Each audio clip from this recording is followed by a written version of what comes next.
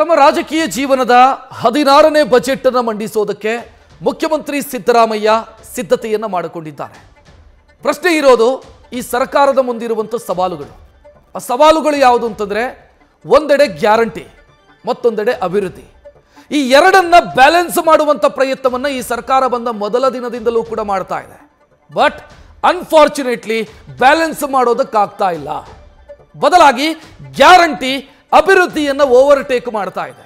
ಅದಕ್ಕೆ ಕಾರಣನೂ ಕೂಡ ಇದೆ. ವರ್ಷಕ್ಕೆ 52,000 ಕೋಟಿ ಗ್ಯಾರಂಟಿಗೋಸ್ಕರ ವಿನಿಯೋಗ ಮಾಡಬೇಕು ಅಂತಂದ್ರೆ ಅದು ರಾಜ್ಯದ ಬಜೆಟ್ನ 15% ಆಯಿತು. ಆಲ್ಮೋಸ್ಟ್ 15%. 15% ದುಡ್ಡನ್ನ ನೀವು ಗ್ಯಾರಂಟಿಗಷ್ಟೇ ಬಳಕೆಯನ್ನ ಮಾಡಿದಂಥ ಸಂದರ್ಭದಲ್ಲಿ ಅಭಿವೃದ್ಧಿಗೆ ಕೊಡೋದಕ್ಕೆ ಸರ್ಕಾರದ ಬಳಿ ಏನಿದೆ ಅನ್ನುವಂಥ ಪ್ರಶ್ನೆ ಮೂಡುತ್ತೆ. ಅದೇ ಸಿಚುವೇಶನ್ ಅನ್ನ ರಾಜ್ಯ ಸರ್ಕಾರ ಎದುರಿಸ್ತಾ ಇರೋದು.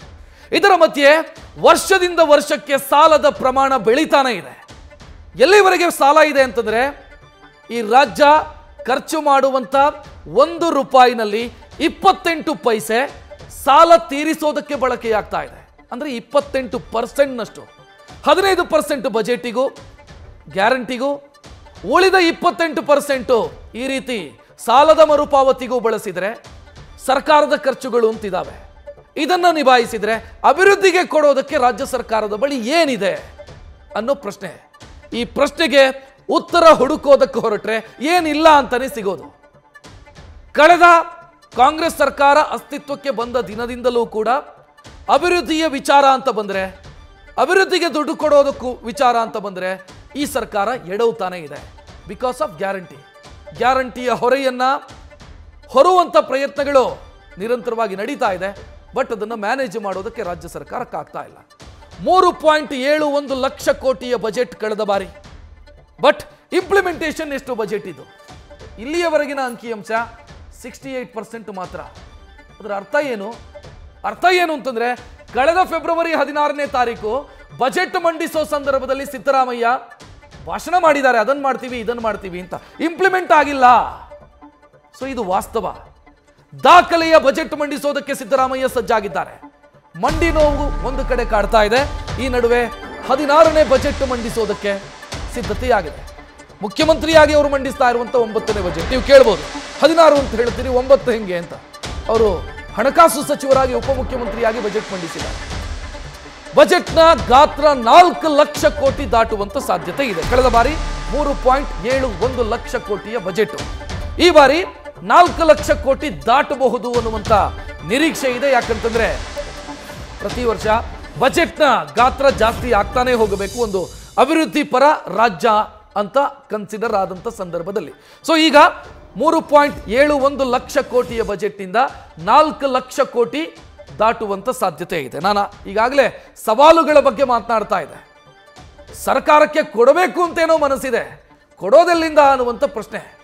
ಸೀಮಿತ ಸಂಪನ್ಮೂಲಗಳು, ಸೀಮಿತ ಟ್ಯಾಕ್ಸ್ ಕಲೆಕ್ಷನ್ನು, ಇದರ ಮಧ್ಯೆ ವಿಪರೀತ ಸಾಲದ ಹೊರೆ, ಇದರ ಜೊತೆಗೆ ಕಾಂಗ್ರೆಸ್ ಸರ್ಕಾರವೇ ಮೈ ಮೇಲೆ ಎಳ್ಕೊಂಡಿರುವಂಥ ಗ್ಯಾರಂಟಿಗಳು, ಇದರ ಜೊತೆಗೆ ಅದರಲ್ಲಿ ಬದಲಾವಣೆ ಮಾಡೋಕ್ಕಾಗದಂಥ ರಾಜಕೀಯ ಅನಿವಾರ್ಯತೆ.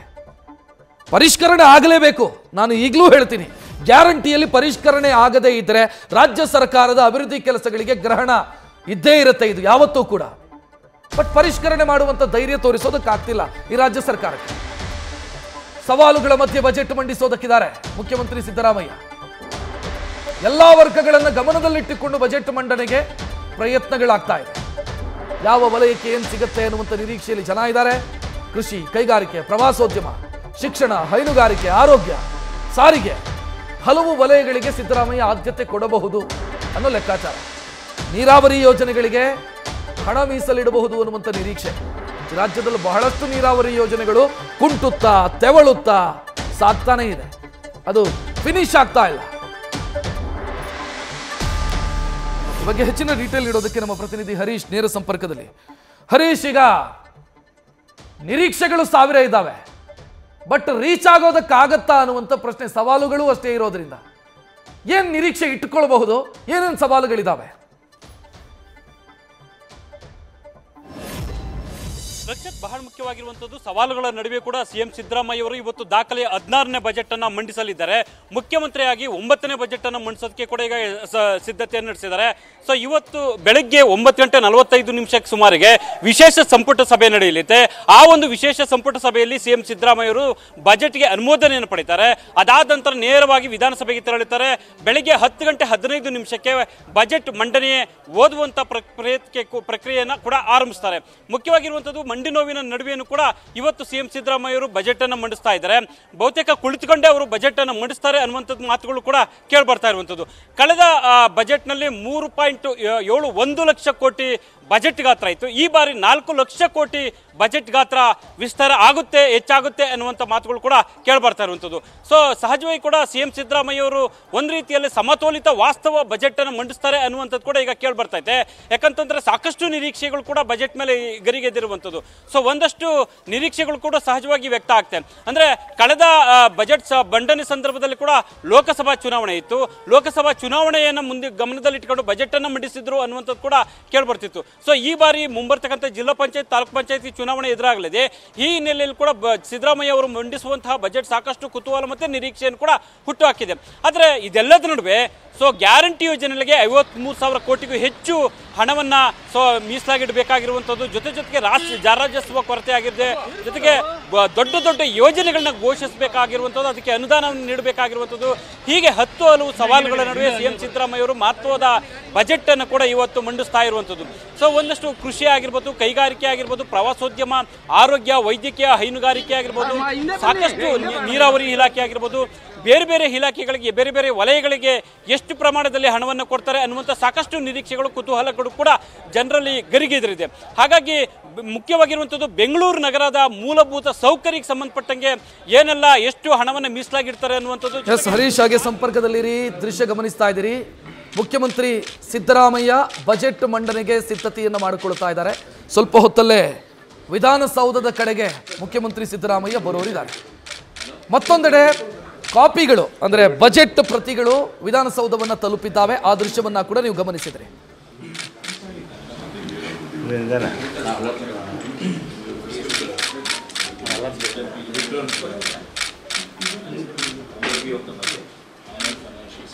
ಮುಖ್ಯಮಂತ್ರಿ ಸಿದ್ದರಾಮಯ್ಯ ಬಜೆಟ್ ಮಂಡಿಸೋದಕ್ಕೆ ಸಿದ್ಧತೆಯನ್ನು ಮಾಡಿಕೊಂಡಿದ್ದಾರೆ. ಇದು ನೇರ ದೃಶ್ಯಗಳು, ಸಿಎಂ ಮನೆ, ಸಿಎಂ ಸರ್ಕಾರಿ ನಿವಾಸದ ನೇರ ದೃಶ್ಯಗಳನ್ನು ನೀವು ಗಮನಿಸ್ತಾ ಇದ್ದೀರಿ. ಅಲ್ಲಿ ಮುಖ್ಯಮಂತ್ರಿ ಸಿದ್ದರಾಮಯ್ಯ ಮತ್ತು ಮುಖ್ಯಮಂತ್ರಿ ಸಿದ್ದರಾಮಯ್ಯ ಅವರ ಆರ್ಥಿಕ ಸಲಹೆಗಾರ ಬಸವರಾಜ ರಾಯರೆಡ್ಡಿ ಅವರನ್ನ ಕೂಡ ನೀವು ಗಮನಿಸ್ತಾ ಇದ್ದೀರಿ. ಸ್ವಲ್ಪ ಹೊತ್ತಲ್ಲೇ ಕ್ಯಾಬಿನೆಟ್ ಸಭೆ ನಡೆಯೋದಕ್ಕಿದೆ. ಕ್ಯಾಬಿನೆಟ್ನಲ್ಲಿ ಅನುಮೋದನೆಯನ್ನು ಪಡೆದ ಬಳಿಕ ಬಜೆಟ್ ಮಂಡನೆಯಾಗುತ್ತೆ.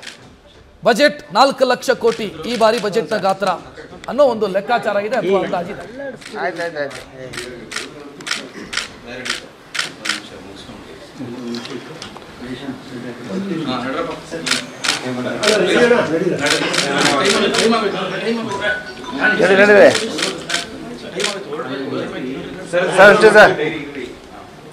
ಓಟ್ ಮಾಡಿ ಸರ್.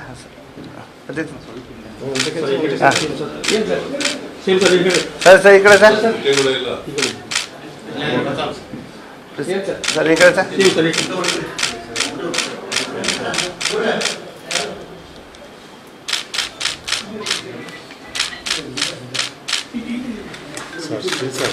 ಹಾಂ ಓಕೆ.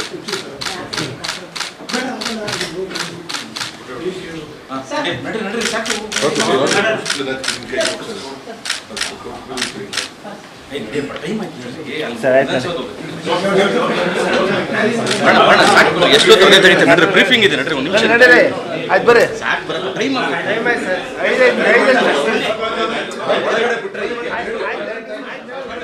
ಮುಖ್ಯಮಂತ್ರಿ ಸಿದ್ದರಾಮಯ್ಯ ಅವರು ತಮ್ಮ ರಾಜಕೀಯ ಜೀವನದ 16ನೇ ಬಜೆಟ್ಟು, ಅದು ಕರ್ನಾಟಕದಲ್ಲೇ ಹೈಯೆಸ್ಟ್. ಈ ಸಾಧನೆಯನ್ನ ಅಥವಾ ಈ ರೆಕಾರ್ಡನ್ನು ಬೀಟ್ ಮಾಡೋದಕ್ಕಂತೂ ನನ್ನ ಪ್ರಕಾರ ಯಾರಿಗೂ ಕೂಡ ಸಾಧ್ಯ ಇಲ್ಲ ಅಂತ ಅನ್ಸುತ್ತೆ. ಯಾಕಂತಂದ್ರೆ 16 ಬಜೆಟ್ ಅನ್ನ ಮಂಡಿಸಬಹುದಾದಂಥ ರಾಜಕಾರಣಿಗಳು ಮುಂದಕ್ಕೆ ಯಾರು ಬರ್ತಾರೋ ಗೊತ್ತಿಲ್ಲ. ಸೊ ಈ ಹಿಂದಿರುವಂಥ ರಾಜಕಾರಣಿಗಳದು ಆ ಟ್ರ್ಯಾಕ್ ರೆಕಾರ್ಡ್ ಎಲ್ಲ ಹತ್ರ ಬರೋದಕ್ಕೆ ಸಾಧ್ಯ ಇಲ್ಲ. ಯಾಕಂತಂದ್ರೆ ಇವರ ಪಕ್ಕದಲ್ಲೇ ಇರೋದು ರಾಮಕೃಷ್ಣ ಹೆಗಡೆ, 13 ಬಾರಿ ಬಜೆಟ್ ಮಂಡಿಸಿದವರು ರಾಮಕೃಷ್ಣ ಹೆಗಡೆ ಅವರು. ಸೊ 16ನೇ ಬಜೆಟ್ ಇವತ್ತು ಮಂಡನೆ ಆಗ್ತಾ ಇರೋದು. ಆ ಮೂಲಕ ಮುಖ್ಯಮಂತ್ರಿ ಸಿದ್ದರಾಮಯ್ಯ ಯಾರು ಬೀಟ್ ಮಾಡೋಕ್ಕಾಗದಂಥ ಒಂದು ಸಾಧನೆಯ ಕಡೆಗೆ ಹೋಗ್ತಾ ಇದ್ದಾರೆ ಅಂತ ಅನಿಸ್ತಾ ಇದೆ 16ನೇ ಬಜೆಟ್ ಅನ್ನು ಮಂಡಿಸುವ ಮುಖಾಂತರ. ಸೊ ಸವಾಲುಗಳಿದಾವೆ. ಹಿಂದೆ ಬಜೆಟ್ ಮಂಡಿಸೋದಕ್ಕೂ ಸಿದ್ದರಾಮಯ್ಯ ಅವರಿಗೂ ಈಗ ಮಂಡಿಸೋದಕ್ಕೂ ದೊಡ್ಡ ವ್ಯತ್ಯಾಸ ಇದೆ. ಸವಾಲುಗಳಿದಾವೆ. ಅವರ ಕೈಕಟ್ಟಿ ಹಾಕಿದಂಥ ಪರಿಸ್ಥಿತಿಯೂ ಕೂಡ ಇದೆ. ರಾಜಕೀಯ ಕಾರಣಕ್ಕಾಗಿ ಕೊಟ್ಟಿರುವಂಥ ಭರವಸೆಯನ್ನು ಈಡೇರಿಸಲೇಬೇಕು. ನಾನು ಆಗಲೇ ಹೇಳ್ತಿದ್ದೆ, ಗ್ಯಾರಂಟಿ 52,000 ಕೋಟಿ ಪ್ರತಿ ವರ್ಷ ಎತ್ತಿಡಬೇಕು ಅಂತಂದ್ರೆ ನಿಮಗೆ ಬರುವಂತ ಇನ್ಕಮ್ ಅಲ್ಲಿ 15% ಅದಕ್ಕಾಗಿಯೇ ವಿನಿಯೋಗ ಮಾಡಬೇಕು. ನೀವು ಅಷ್ಟು ಮಾಡಿದ ನಂತರ ಅಭಿವೃದ್ಧಿಗೂ ದುಡ್ಡು ಕೊಡಿ ಅಂತ ಶಾಸಕರು ಕೇಳಿದ್ರೆ ಕೊಡೋದು ಎಲ್ಲಿಂದ ಅನ್ನುವಂಥ ಪ್ರಶ್ನೆ. ರಾಜ್ಯ ಸರ್ಕಾರದ ಮುಂದೆ ಯಾವುದೇ ಟ್ಯಾಕ್ಸ್ ಅನ್ನು ಹೆಚ್ಚು ಕಡಿಮೆ ಮಾಡಬೇಕು ಅಂತಂದ್ರೆ ಸೀಮಿತ ಇದೆ. ಪೆಟ್ರೋಲ್ ಡೀಸೆಲ್ ಅದೊಂದೇ ಆಪ್ಷನ್. ಪೆಟ್ರೋಲ್ ಡೀಸೆಲ್ನ ತೆರಿಗೆಯನ್ನು ಜಾಸ್ತಿ ಮಾಡಿದ್ರೆ ಜನರ ಆಕ್ರೋಶ ಭುಗಿಲೇಳುತ್ತೆ. ನಿಮಗೆ ನೆನಪಿರಬಹುದು, ಸಿದ್ದರಾಮಯ್ಯ ಅವರು ಮುಖ್ಯಮಂತ್ರಿಯಾಗಿ ಪ್ರಮಾಣ ವಚನ ಸ್ವೀಕರಿಸಿದ ಒಂದೇ ತಿಂಗಳಲ್ಲಿ ಪೆಟ್ರೋಲ್ ಡೀಸೆಲ್ ರೇಟನ್ನು ಜಾಸ್ತಿ ಮಾಡಿಬಿಟ್ರೆ 4% ಜಾಸ್ತಿ ಆಯಿತು. ಸೊ ಈಗ ಮತ್ತೆ ಏನಾದರೂ ಮಾಡೋದಕ್ಕೆ ಅಂತ ಏನಾದರೂ ಹೊರಟ್ರೆ ₹3 ಪೆಟ್ರೋಲಿಗೂ ₹3.5 ಡೀಸೆಲ್ಗೂ ಜಾಸ್ತಿ ಆಗಿತ್ತು. ಆ ಸಂದರ್ಭದಲ್ಲಿ ಮತ್ತೆ ಜಾಸ್ತಿ ಮಾಡೋದಕ್ಕೆ ಹೋದರೆ ಜನರ ಆಕ್ರೋಶ. ಇದರ ಮಧ್ಯೆ ಶಾಸಕರು ಕೇಳ್ತಾನೆ ಇದ್ದಾರೆ ಅಭಿವೃದ್ಧಿಗೆ ದುಡ್ಡು ಕೊಡಿ ಅಂತ. ಎಲ್ಲಿಂದ ಕೊಡೋದು ಅನ್ನುವಂಥ ಪ್ರಶ್ನೆ. ಮ್ಯಾಜಿಕ್ ಮಾಡೋದಕ್ಕೆ ಯಾರಿಗೂ ಸಾಧ್ಯ ಇಲ್ಲ. 16 ಬಜೆಟ್ ಮಂಡಿಸಿ, 160 ಬಜೆಟ್ ಮಂಡಿಸಿ, ಏನು ಬರುತ್ತೋ ಅದನ್ನು ಕೊಡಬೇಕು, ಏನು ಕಲೆಕ್ಷನ್ ಆಗುತ್ತೋ ಅದನ್ನು ಕೊಡಬೇಕು. ಬಟ್ ಒಂದು ವಿಚಾರದಲ್ಲಿ ಸಿದ್ದರಾಮಯ್ಯ ರಾಜಕೀಯ ಅನಿವಾರ್ಯತೆಯಿಂದ ಸಿಕ್ಕಾಕೊಂಡಿದ್ದಾರೆ ಅಂತ ಅನಿಸ್ತಾ ಇದೆ ನನಗೆ. ಖರ್ಚಿಗೆ ಕಡಿವಾಣ ಹಾಕುವಂತ ಅವಕಾಶ ಇತ್ತು ಮುಖ್ಯಮಂತ್ರಿ ಮುಂದೆ, ಬಟ್ ಅದಾಗ್ತಾ ಇಲ್ಲ.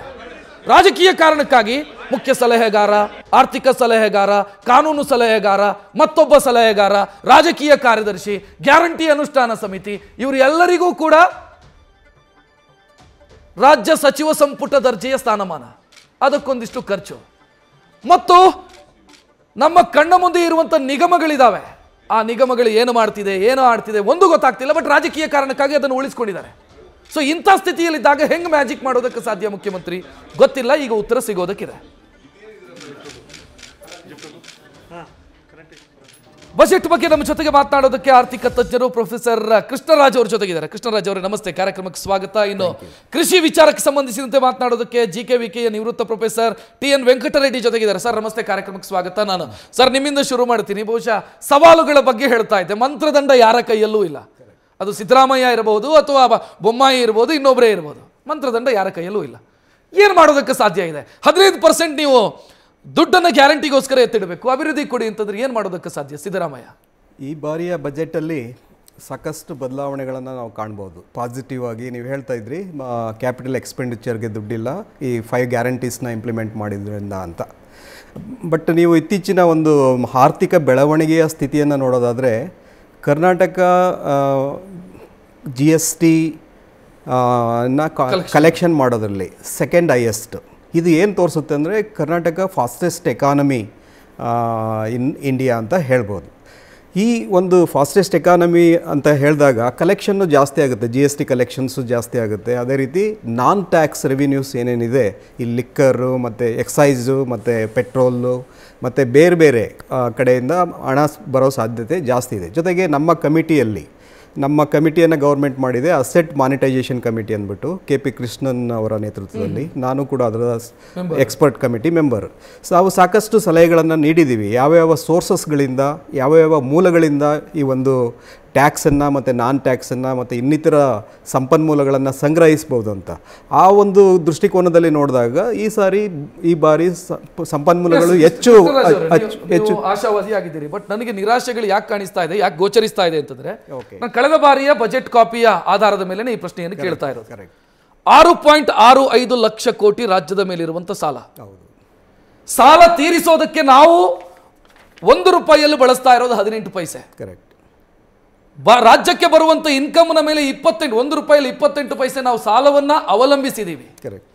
ಇದರ ಮಧ್ಯೆ 15% ಗ್ಯಾರಂಟಿಗೆ ಅಂತ ನಾವು 52,000 ಎತ್ತಿಡ್ಲೇಬೇಕು, ಅದು ಪ್ರತಿ ವರ್ಷ ಎತ್ತಿಡ್ಲೇಬೇಕಾದಂತ ಸ್ಥಿತಿ ಇದೆ. ಕರೆಕ್ಟ್. ಸೊ ಇದರ ಮಧ್ಯೆ ನಾವು ಅದು ಕೊಡಿ ಇದು ಕೊಡಿ ಅಷ್ಟು ಕಲೆಕ್ಷನ್ ಆಗಬಹುದು ಅಂತ ಹೆಂಗೆ ನಿರೀಕ್ಷೆ ಇಟ್ಕೊಳ್ಳೋದಕ್ಕೆ ಸಾಧ್ಯ ಇದೆ? ಈಗ ನಾವು ಇತ್ತೀಚೆಗೆ ಯೂನಿಯನ್ ಬಜೆಟ್ ನೋಡಿದಾಗ ಇಂಟ್ರೆಸ್ಟ್ ಪೇಮೆಂಟು ಅಲ್ಲೂ ಕೂಡ 20% ಇದೆ, ಅಲ್ಲೂ ಏನು ಕಡಿಮೆ ಇಲ್ಲ. ಇಲ್ಲಿ ಅಟ್ಲೀಸ್ಟ್ ಲೆಸ್ ದೆನ್ 20% ಇರುವಂಥದ್ದನ್ನು ನಾವು ಕಾಣ್ಬೋದು. ಸಾಲ ಮಾಡೋದು ತಪ್ಪಲ್ಲ, ಸಾಲವನ್ನು ಯಾವ ಮೂಲಗಳ ಮೇಲೆ ಇನ್ವೆಸ್ಟ್ ಮಾಡ್ತೀವಿ ಅನ್ನೋದನ್ನ ಇಂಪಾರ್ಟೆಂಟ್ ಆಗುತ್ತೆ. ಈಗ ₹1 ಇನ್ವೆಸ್ಟ್ ಮಾಡಿದ್ರೆ ಅದು ₹3 ಬಾಂಡ್ ಲಾಭವನ್ನು ತಂದುಕೊಡೋದಾದರೆ ಅದಕ್ಕೆ ಕ್ಯಾಪಿಟಲ್ ಔಟ್ಪುಟ್ ರೇಷಿಯೋ ಅಂತ ಹೇಳ್ತೀವಿ. ಕ್ಯಾಪಿಟಲ್ ಇನ್ವೆಸ್ಟ್ ಮಾಡಿದಾಗ ಔಟ್ಪುಟ್ ಎಷ್ಟು ಬರುತ್ತೆ ಅನ್ನೋದು ಇಂಪಾರ್ಟೆಂಟು. ನೀವು ಹೇಳ್ತಾ ಇದ್ರಿ ಗ್ಯಾರಂಟಿಗಳ ಮೇಲೆ ಇನ್ವೆಸ್ಟ್ ಮಾಡಿದ್ರೆ ಔಟ್ಪುಟ್ ಆಗಲ್ವಾ ಅಂತ. ಖಂಡಿತ ಆಗುತ್ತೆ. ಎಜುಕೇಷನ್ಗೆ ಹೆಲ್ಪ್ ಆಗುತ್ತೆ, ಆರೋಗ್ಯದ ಮೇಲೆ ಇಂಪ್ರೂವ್ಮೆಂಟ್ ಆಗುತ್ತೆ, ಮತ್ತು ಓವರಾಲ್ ಒಂದು ಸೊಸೈಟಿಯ ಸೋಸಿಯೋ ಎಕನಾಮಿಕ್ ವೆಲ್ಬೀಯಿಂಗ್ ಅಂತ ಏನು ಹೇಳ್ತೀವಿ, ವೆಲ್ಫೇರ್ ಜಾಸ್ತಿ ಆಗುತ್ತೆ. ಅದು ಕೂಡ ಸೋಷಿಯಲ್ ಸೆಕ್ಟರ್, ಅದು ಕೂಡ ಇಂಪ್ರೂವ್ ಆಗಬೇಕು. ಜೊತೆಗೆ ಕ್ಯಾಪಿಟಲ್ ಸೆಕ್ಟರ್ 1.5 ಲಕ್ಷ ಕೋಟಿ ವರ್ಷಕ್ಕೆ ಸಾಲ ಮಾಡಿ ಅದನ್ನ ಗ್ಯಾರಂಟಿಗೆ ವಿನಿಯೋಗ ಮಾಡಿದ್ರೆ ರಾಜ್ಯದ ಆರ್ಥಿಕತೆ ಚೆನ್ನಾಗಿದೆ ಅಥವಾ ಸರಿದಾರಿಯಲ್ಲಿದೆ ಅಂತ ನಾವು ಹೇಗೆ ಭಾವಿಸೋದಕ್ಕೆ ಸಾಧ್ಯ? ಅದನ್ನೇ ಹೇಳ್ತಾ ಇರೋದು. ಈಗ ಒಂದು ಆರ್ಥಿಕತೆ ಚೆನ್ನಾಗಿದೆ ಅಥವಾ ಚೆನ್ನಾಗಿಲ್ಲ ಅನ್ನೋದ್ರ ಅಂಕಿಅಂಶಗಳು ಯಾವುದ್ರ ಮೇಲೆ ಡಿಪೆಂಡ್ ಆಗುತ್ತೆ ಅಂತಂದರೆ ಕೆಲವೊಂದು ಮ್ಯಾಕ್ರೋ ಎಕನಾಮಿಕ್ ವೇರಿಯೇಬಲ್ಸು ನೋಡಿದಾಗ, for example GST collection, for example growth of the economy, contribution by the different sectors, agriculture sector, industry, service sector ಯಾವ ಮಟ್ಟದಲ್ಲಿ ಅಭಿವೃದ್ಧಿ ಆಗ್ತಾ ಇದೆ, ಜೊತೆಗೆ ಇನ್ಫ್ರಾಸ್ಟ್ರಕ್ಚರ್ ಇನ್ವೆಸ್ಟ್ಮೆಂಟ್ ಎಷ್ಟಿದೆ ಅನ್ನೋದು ಕೂಡ ಬರ್ತದೆ. ಅದರಿಂದ ಈ ಬಜೆಟಲ್ಲಿ ನನ್ನ ಪ್ರಕಾರ ಇನ್ವೆಸ್ಟ್ಮೆಂಟ್ಗೆ 5 ಗ್ಯಾರಂಟೀಸ್ಗೆ ಎಷ್ಟು ಪ್ರಾಮುಖ್ಯತೆಯನ್ನು ನೀಡಿದಾರೋ ಅಷ್ಟೇ ಇಂಪಾರ್ಟೆನ್ಸ್ನ ಈ ಬಜೆಟಲ್ಲಿ ಕೊಡ್ತಾ ಇದ್ದಾರೆ. ಯಾಕಂದರೆ ಲಾಸ್ಟ್ 1 ಇಯರ್ನಲ್ಲಿ ನಾವು ನೋಡಿದಾಗ ಸಾಕಷ್ಟು ಕ್ರಿಟಿಸಿಸಮ್ ಗೌರ್ಮೆಂಟ್ ಬಗ್ಗೆ ಬಂತು. ಇನ್ವೆಸ್ಟ್ಮೆಂಟು ಇನ್ಫ್ರಾಸ್ಟ್ರಕ್ಚರಲ್ಲಿಲ್ಲ, ಮತ್ತು ಎಸ್ಪೆಷಲಿ ಬೆಂಗಳೂರನ್ನ ನೀವು ಪರಿಗಣಿಸಿದಾಗ ಬೆಂಗಳೂರಿನಲ್ಲಿ ಸಾಕಷ್ಟು infrastructure, road infrastructure, public transport, ಮತ್ತು ಟ್ರಾಫಿಕ್ ಕಂಜೆಷನ್ನ ಕಡಿಮೆ ಮಾಡೋ ದೃಷ್ಟಿಕೋನದಲ್ಲಿ ವಾಟರ್ ಸಪ್ಲೈ ಇರ್ಬೋದು, ಇವೆಲ್ಲ ಮೂಲ ಸೌಕರ್ಯಗಳನ್ನು ಅಭಿವೃದ್ಧಿ ಮಾಡಬೇಕು ಅಂತ ಕಾರ್ಪೊರೇಟ್ ಸೆಕ್ಟರಿಂದನೂ ಡಿಮ್ಯಾಂಡ್ ಇದೆ, ಪಬ್ಲಿಕ್ಕಿಂದನೂ ಡಿಮ್ಯಾಂಡ್ ಇದೆ. ಈ ರೀತಿಯಾಗಿ ಒಂದು ಬ್ಯಾಲೆನ್ಸ್ ಮಾಡಬೇಕು. It is A balancing act budget. ಜೊತೆಗೆ ಡಿಬೇಟ್ ಅಲ್ಲಿ Suresh Narasimha venture capitalist join ಆಗಿದ್ದಾರೆ. ಸರ್ ನಮಸ್ತೆ, ಕಾರ್ಯಕ್ರಮಕ್ಕೆ ಸ್ವಾಗತ. ವೆಂಕಟ ರೆಡ್ಡಿ ಅವರೇ, ಬಹುಶಃ ನಾನು ಒಂದಿಷ್ಟು ಅಂಕಿಅಂಶವನ್ನು ಹೇಳುತ್ತಿದ್ದೆ, ಕೃಷ್ಣರಾಜ್ ಅವರನ್ನು ಕೇಳ್ತಿದ್ದೆ. ಆಶಾ ಕಿರಣ ಗೋಚರಿಸ್ತಾ ಇದೆಯಾ ನಿಮಗೆ ಈ ಬಜೆಟ್ನ ಮೇಲೆ? ಅಬ್ಸಲ್ಯೂಟ್ ಆಗಿಲ್ಲ ಸರ್.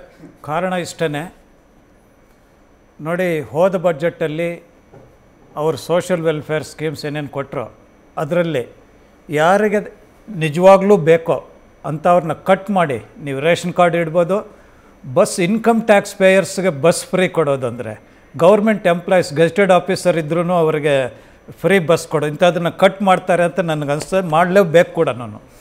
ನೆಕ್ಸ್ಟ್ ಕೃಷಿಗೆ ಬಂದರೆ ಸರ್, GST ಕಲೆಕ್ಷನು ನಾವು ಮಹಾರಾಷ್ಟ್ರ ಬಿಟ್ಟರೆ ಕರ್ನಾಟಕ ನಾವೇ ಸೆಕೆಂಡ್ ಪ್ಲೇಸಲ್ಲಿ ಇದ್ದೀವಿ ಅಂತೀವಿ. ಕರ್ಟಸಿ ಬೆಂಗಳೂರು ಸಾಫ್ಟ್ವೇರು ಅದು ಇದು ನಿಮ್ಗೆ 50% of Karnataka income comes from Bengaluru. 60% of the population agriculture ಮೇಲೆ ಡಿಪೆಂಡ್ ಆಗಿದ್ದಾರೆ. ನೀವು ಈ 60% ಜನಸಂಖ್ಯೆಗೆ ಕೃಷಿಗೆ ಒತ್ತು ಕೊಡಲಿಲ್ಲ ಅಂದರೆ ಓವರ್ ಡಿಪೆಂಡೆನ್ಸ್ ಬೆಂಗಳೂರು ಆಗುತ್ತೆ. ಸಾಮಾನ್ಯ ಒಬ್ಬ ಪ್ರಜೆ ಹಳ್ಳಿ ಬಿಟ್ಟು ನಗರಕ್ಕೆ ಅವರು ಬಂದುಬಿಡ್ತಾರೆ. ಕೃಷಿಗೆ ಒತ್ತು ಕೊಡಲೇಬೇಕು. ಉದಾಹರಣೆಗೆ ಕೃಷಿ ಸ್ಟೇಟ್ ಸಬ್ಜೆಕ್ಟ್ ಅಂತ ಪದೇ ಹೇಳ್ತಾರೆ. ಕೇಂದ್ರ ಸರ್ಕಾರ ಏನೋ ಒಂದು ಕಾನೂನು ತಿದ್ದುಪಡಿ ತಂದೇವ್ರಂತ ನೀವು ಬರೋಂಗಿಲ್ಲ, ನಿಮ್ಗೆ ಅಧಿಕಾರ ಇಲ್ಲ, ನಾವು ಮಾಡ್ತೀವಿ ಅಂತ ಮೊನ್ನೆ APMC ಆ್ಯಕ್ಟ್ನ ಅಮೆಂಡ್ ಮಾಡಿದರು. ಇದು ಹಕ್ಕು ಬೇಕು ಕೃಷಿ ಮೇಲೆ. ಅದೇ ಕೃಷಿಗೆ ಅಭಿವೃದ್ಧಿಗೆ 0. ಇವಾಗ ಉದಾಹರಣೆಗೆ ಮೆಣಸಿನ್ಕಾಯಿ, ಬ್ಯಾಡಿಗೆ ಮೆಣಸಿನ್ಕಾಯಿ 13,000 15,000ಕ್ಕೆ ರೇಟ್ ಬಿದ್ದಿದೆ. ಇಮ್ಮಿಡಿಯೇಟಾಗಿ ಮಾರ್ಕೆಟ್ ಇಂಟರ್ವೆನ್ಷನ್ ಸ್ಕೀಮ್ ಮಾಡ್ಬೋದಾಗಿತ್ತು. ಸೊ ಇಂಥದ್ದು ಸುಮಾರಿದೆ.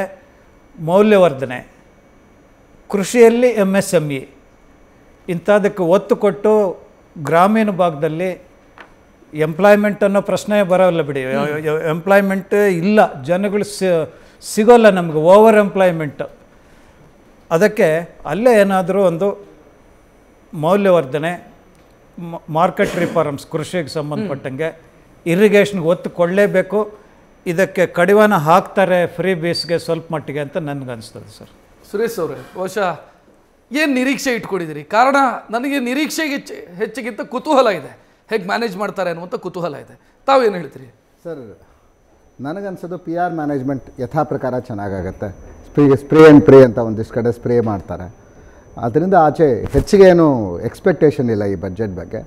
ಬಟ್ ಆದರೆ there are some very concerning macro trends sir, right? So the quality of education in the skill ಏನಿದೆ, I can see a dramatic decrease in whatever we are seeing. ಒಂದು. ಎರಡನೇದು, ನಾನು ಇದು ಈ 1000ಕ್ಕಿಂತ ಕಡಿಮೆ ಇರೋ ಎಷ್ಟೊಂದು ಜಿ ಸಿ ಸಿಗಳು ತೆಲಂಗಾಣಕ್ಕೆ ಹೋಗ್ತಾ ಇದೆ, ತೆಲಂಗಾಣ ಅಥವಾ ಎ ಪಿಗೆ ಹೋಗ್ತಾ ಇದೆ. ಸೊ ಇವತ್ತಿನ ಅಂದರೆ ವಿಧಿ ಇಲ್ಲ ಕಡೆಗೆ ಬರ್ತಾರೆ because of the base that we have in Bangalore ಅಂತ. ಆದರೆ if you look at the long term trends, Karnataka has to do lot of things. ಒಂದು ಸರ್ ಹೇಳಿದಾಗೆ ಬಿಯಾಂಡ್ ಬೆಂಗಳೂರು ಏನಾದ್ರು ಅರ್ಜೆಂಟಾಗಿ ಇನ್ಫ್ರಾಸ್ಟ್ರಕ್ಚರ್ ಕ್ರಿಯೇಟ್ ಮಾಡಬೇಕು. ಬಿಯಾಂಡ್ ಬೆಂಗಳೂರು ಇಂಡಸ್ಟ್ರಿಗಾಗಲಿ, ಎಸ್ ಎಮ್ ಇಗಳಿಗಾಗಲಿ, ಅಗ್ರಿಕಲ್ಚರ್ಗಾಗಲಿ we need to take drastic measures. ಇಲ್ಲ ಅಂದರೆ ಇವಾಗ ಏನಿದೆ ಅಡ್ವಾಂಟೇಜ್ ಏನಿದೆ ಅದನ್ನು ಕಳ್ಕೊತೀವಿ as a state. News first ನಿರ್ಭೀತಿಯಿಂದ ನಿಮ್ಮ ಪರವಾಗಿ.